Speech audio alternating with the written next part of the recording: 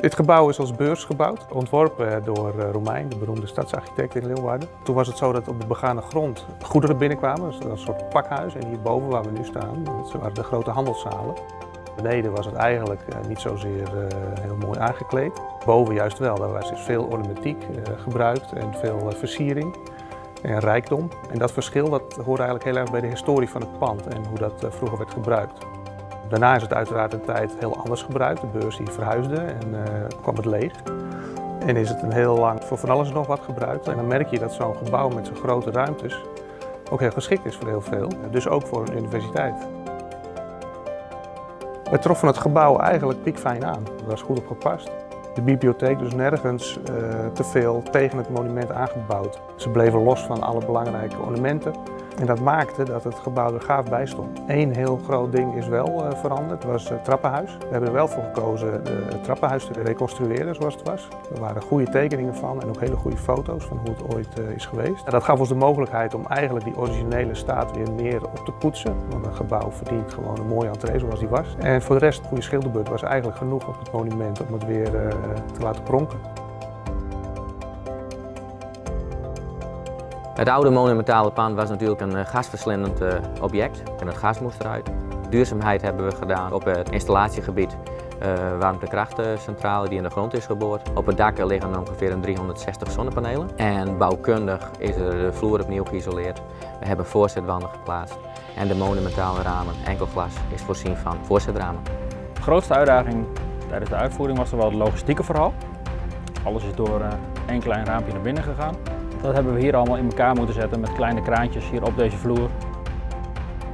Wat we met de klok gedaan hebben, die hebben we weer gerestaureerd. Er zat een kunststof bak ervoor, die hebben we ervoor weggehaald. We hebben dat opnieuw geschilderd, de wijzers weer opgepoetst en een nieuw uurwerk aangebracht.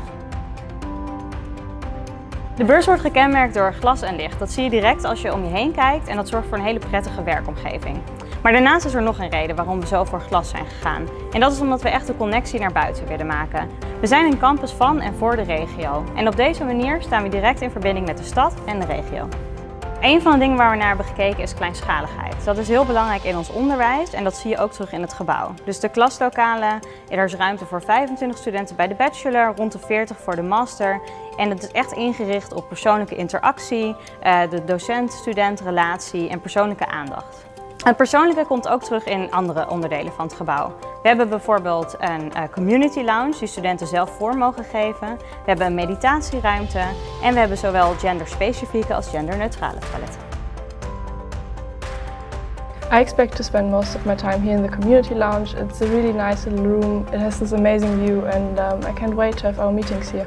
Of course, I will also be spending a lot of time here in the classrooms, studying my bachelor's program, Global Responsibility and Leadership.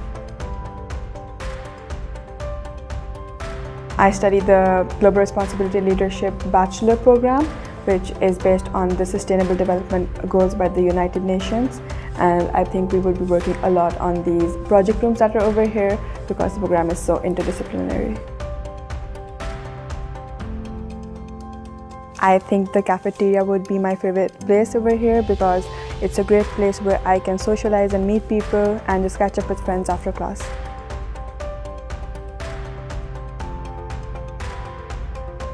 We zijn heel blij met het eindresultaat.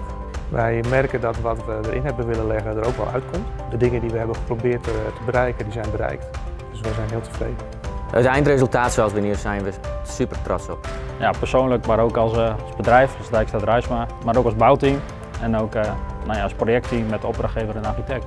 Als we langs rijden in Leeuwarden, ook als gezin, dan zijn we toch wel super trots en de kinderen ook van wat papa gemaakt heeft.